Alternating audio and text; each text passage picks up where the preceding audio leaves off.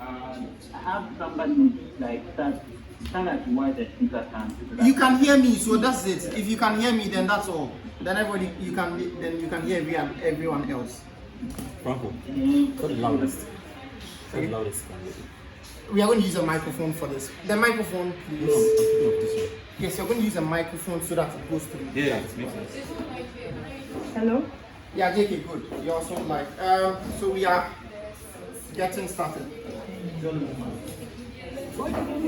You and Supan are now like we are starting the debate. So yeah, you guys are here. The microphone, please. Okay. No, yeah. Okay, good. All right, guys. Well, I'm here. All right, guys, we are set. Let's go. Chair, let's start. Alright, so I'm calling this house to order with all panelists present. Let's welcome the Prime Minister's opening.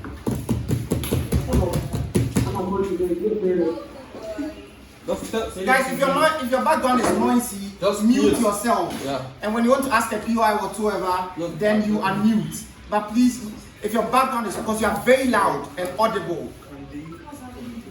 Yes, they can. They are using their phone. WhatsApp. Yeah, I think that makes sense. Okay, so great. And if you want to ask a POI, please communicate to your partner. Let's make it easier, right? So let your partner do the asking of the POI. You focus on your speaking. Are you clear? Peace and Tupac. Okay, they muted. Yeah, we're there. We're there, Franco. They muted, so we can go ahead.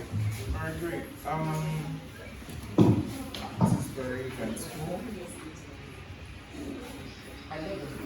Well, I guess I can start, right? No, you can start. Please. Yes, no.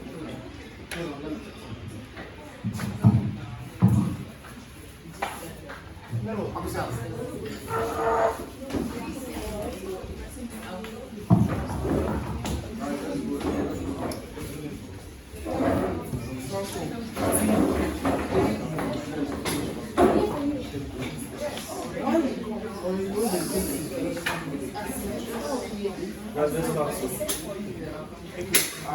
So obviously before I start my speech, I would like to dedicate a speech to all my fans that love to Pro Max, then the wordsmiths. Oh no, they don't need to hear this one. Oh, okay. What is that? Okay, yes. Then most importantly to Okoye for hiring me here. So let's start. Well, wait, can you hear me like this? I think it's hard. Just a moment. If I can project, then that's fine. you can speak louder. Is it better? No. Do you know what this is? This is called just cuts.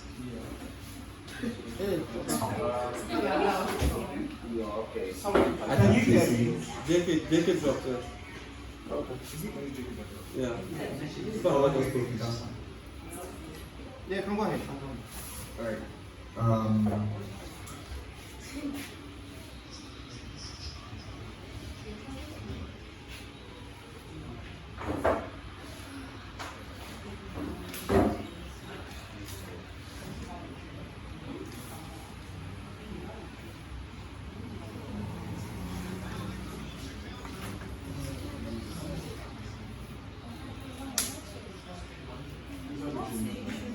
Go ahead. Have partner says we can go ahead.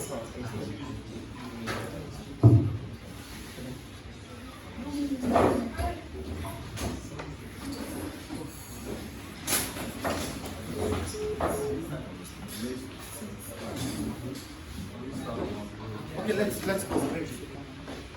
Alright.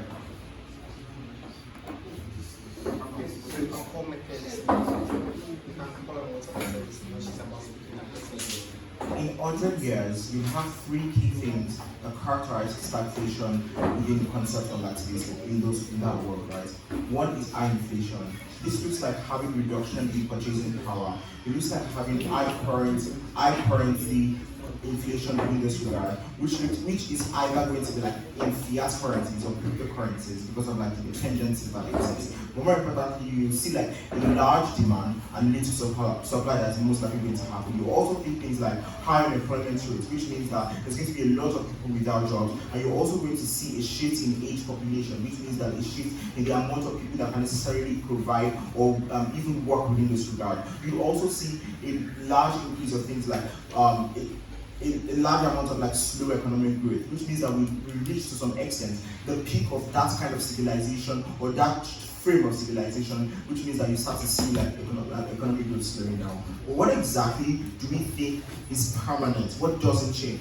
It looks like everyone here in this house right now is going to be like 100 plus, right? Which means that the kind of decisions we make are things that are going to largely affect the world, right? These decisions looks like having to give birth to lesser amounts of children than our forefathers did, right? Which is going to largely impact the kind of population you see in the next generation. These are things that you already see slightly in places like Japan, all of those things, right? But secondly, you're going to see an accumulation of two things. And these two things are largely socio-economical. An accumulation of the global tension that exists within the West and the East because of the kind of powers that are going to be largely developing. Things like how Africa is going to be less likely to be like imperialized within those instances. But secondly, the accumulation of global warming, and this accumulation looks like having cities overturning itself, pushing populations, migrating people from one place to another, building new cities in places that were not occupied before, right? Those kind of things are things that would definitely happen in 100 years, right? But then let's look at the characterization of those kind of changes within this regard.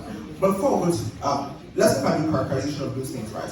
The first thing is in the technological characterization part. It looks like there is a peak of things like AI and a peak of things that exist within today's status quo. How do we know that this is true? Because the revolution of technologies within today's world have shown that there is always a shift in the kind of technology that has been advanced, right? It means that we always get to a peak of particular things. There was a time where we got to a peak in the use of like wood for like powering energies, and we shifted to things like fossil fuels. All of these technological advancements are things that continually prove to exist over time, which means that for a longer period of time, the kind of research that we get into AI means that we'll reach that peak in itself. But secondly, in climate change, we think that all of the analysis I say earlier are things that are going to affect things like economic policies, right? How to create new cities, how to migrate people from one place to another to ensure that human can continually survive, right? But more importantly, you see things like this is very, very specifically a shift in even biological systems, right? This looks like the rise of new diseases, right? Notice this trend, and the reason why this trend exists, right? Because in 1918 you had the Spanish flu that was a global pandemic. The next global pandemic after that was COVID-19 that wiped out a very similar amount of people that existed within those regard. Those two key things have shown a depletion in things like the amount of people that can necessarily access war, but secondly, a shift in the kind of like pharmaceutical solutions we create to those problems in this regard. These key things means that in the next 100 years, there's going to be like an evolution. An evolution is constant in the world, right? It means that there's going to be an evolution of the kind of diseases that affect human and how we're able to like cater for those diseases themselves, and it's going to shift. That means that we now have to start finding new solutions to the problems that exist, right? These new solutions are going to be extremely expensive because we can't depend on like the current science that exists in this regard. We think that these expenses are things that are going to largely lead to a problem in things like inflation and a lot of like the economical shifts that will create stagnation within this regard. We think that that's the reason, right? But like this shock is something. These things are shocks that it means that they are something that are largely unplanned for, right? So even if science knows that at some point in time we're going to get to a pandemic, because notice that even the director of the WHO knew that there was a global pandemic coming before COVID-19 eventually happened, right? But it still met us at a point in time where we were not prepared for that biological shift within the Sudan. We think that shift in itself is something that even if we prepare for, cannot be mitigated with the kind of like technologies that we exist in, because those kind of mitigation is largely like post-existence within the Sudan. But what even if they try to control it, right? What exactly does it mean to not be able to control the effect, right? Because one, we've already talked about the unpredictability of these ecological shifts and why that is something that we cannot rely on current medicine, right? The second thing is the accumulation of the consequences that currently exist in today's world. So the ozone layer depletion and like the rising sea levels that we claim is problematic now is going to be even more worse, because even if we say that we are trying to close the ozone layer depletion within this regard, all of the harms that have started to exist will continually exist because of like the kind of like climate change shift that is already existing within today's debate, which means that there's going to be like a problem on how to cater for the issues that now accrue within this regard. But even if that is not enough to buy as judges, right? We think that the political investment that exists in today's world, this looks like the high investment of China in producing youths that are largely ideological to China's principles. This looks like bringing them into the China Communist parties and creating those strong ideologies. It means that you're going to create governments that are going to be very similar, but more importantly, more ideological because of the kind of power play that is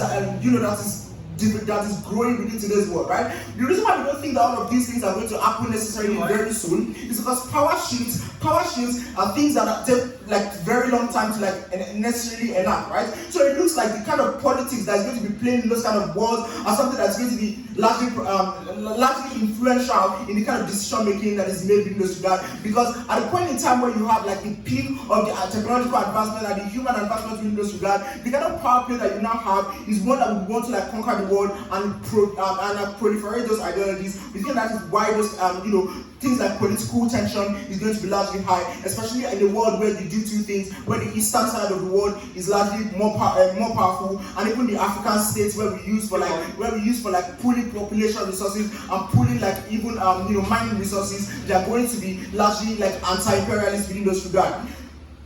What exactly do you get in opening government world in today's debate, right? There are primarily three things, right? You get a large amount of depletion of resources that looks like the global resources that exist, right? Because you have like a lot of mining that exists within today's world in terms of population, but in terms of like mineral resources. Secondly, there is like an accumulation of geopolitical tensions that exist within today's world, which is going to be exacerbated by things like the Western and the Western and the Eastern powers that exist within those within that point in time. But third thing is the kind of like population and the kind of the amount of people that can access jobs in this regard. Never been more proud to be a prime minister. Thank you, Prime Minister, for that fine speech. Now let's have the leader of opposition here. You know, Jerry.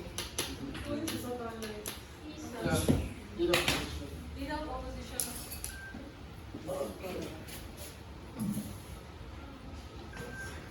All right. Let me get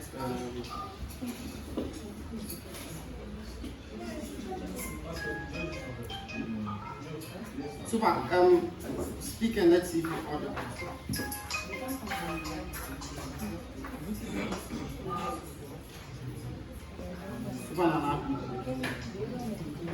Hey, Mambo, sorry, on mute. All right, you are audible. Let me hold on just a second. Let me try calling please on her MTN.